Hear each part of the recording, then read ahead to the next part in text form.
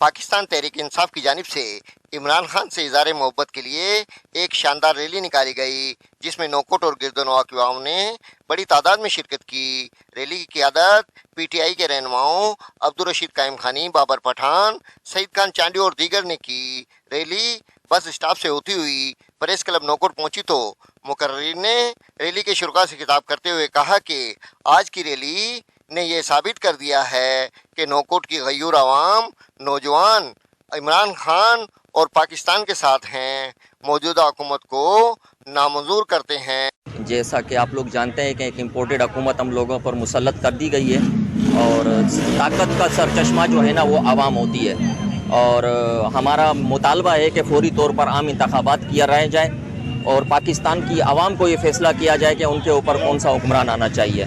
तो हमारा ये मुतालबा है इम्पोर्टेड हुकूमत नामंजूर और फौरी तौर पर इंतखाबात कराए जाएँ ताकि आवाम अपना फ़ैसला ख़ुद कर सकें कि उनका वज़ीर आज़म कौन होना चाहिए। आज हम निकले हैं इमरान खान के साथ, सिर्फ यह सिंध के अंदर जो और पाकिस्तान के अंदर जो आवाम के साथ जुल्म हो रहा है और यह किसी बैरूनी साजिशों के अंदर इस्तेमाल हो गया जो इमरान खान के ख़िलाफ़ इन्होंने साजिश की है।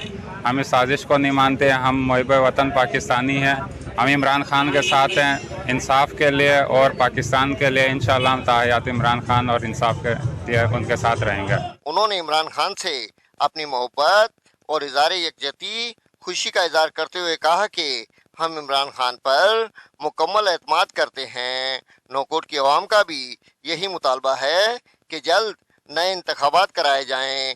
बाद अज़ां उन्होंने कराची के कामयाब जलसे पर भी अवाम को मुबारकबाद पेश की। मलिक इस्लाम, वैश न्यूज़, नौकोट।